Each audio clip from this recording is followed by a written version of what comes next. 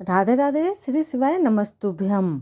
कल 28 नवंबर को मार्गशीर्ष महीने का शुरुआत हो रही है। कल 28 नवंबर यानी मंगलवार का दिन पड़ रहा है। तो गुरुजी द्वारा बताई गई उपाय हैं कि अगर आपके कोई भी कार्य नहीं बन पा रही है, शादी के लेकर, नौकरी के लेकर, या कोई बिजनेस व्यापार के लेकर, या कोई दुकान नहीं चल रही है, या आप जो चाह रहे हैं वो अनुसार नहीं हो रही है, या आपके ग्रह दशा आपके साथ नहीं दे रही है, तो आप ये उपाय ज़रूर करिए। यहाँ तक गुरुजी बताए हैं कि अगर आपको कोई भी दिक्कत हो, किसी संबंधी दिक्कत हो, तो आप ये उपाय 3 से 4 मंगलवार ये उपाय ज़रूर करिए। तो आपको ये उपाय कैसे करना है, तो एक धतूरा लेना है और उस धतूरे को, एक ही धतूरा, और उस धतूरे को अच्छे से किसी जगह पर रख कर फोड़ दीजिए। कहीं कोई चाकू से कटेगा नहीं।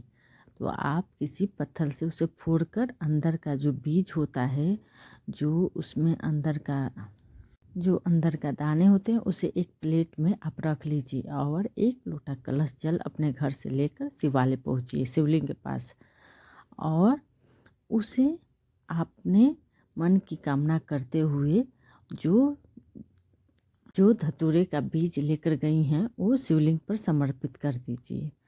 और उसके साथ आप जो 1 लोटा कलश जल अपने घर से भर कर ले गई हैं, उसे अपने नाम गोत्र बोलकर अपनी मनोकामना, अपनी जो कामना है उसको स्मरण करते हुए श्री शिवाय नमस्तुभ्यम मंत्र का जाप करते हुए वो जल धीरे धीरे शिवलिंग पर अर्पित कर दीजिए। और अर्पित करने के बाद आप विनती प्रार्थना कर लीजिए।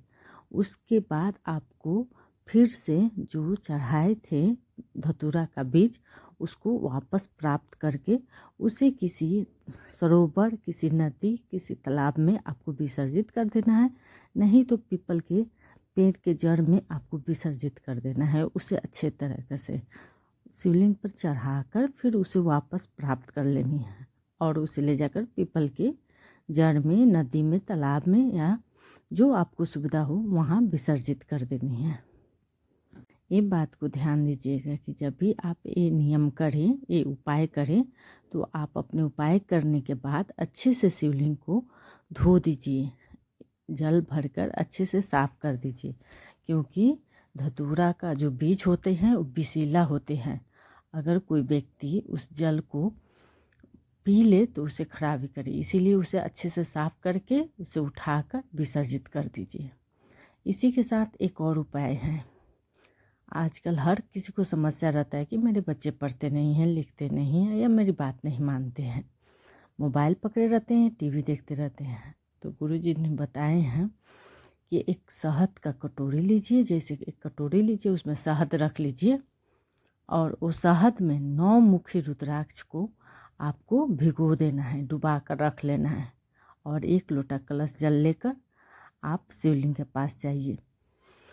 वहाँ पर आपको जल समर्पित करके वहाँ पर आपको रुद्राक्ष निकाल के माता अशोक सुंदरी की जगह पर रख देनी है। जहाँ से जलाधारी से जल नीचे गिरते हैं वहीं पर रख देना है। और जो कटोरी में शहद बच गया उसको शिवलिंग पर श्री शिवाय नमस्तुभ्यम मंत्र का जाप करते हुए आपको अर्पित करना है। और साथ ही उस बच्चे को बारे में भी आपको मनोकामना बोलते हुए, विनती प्रार्थना करते हुए आपको वो सारे शहद शिवलिंग पर अर्पित कर देना है।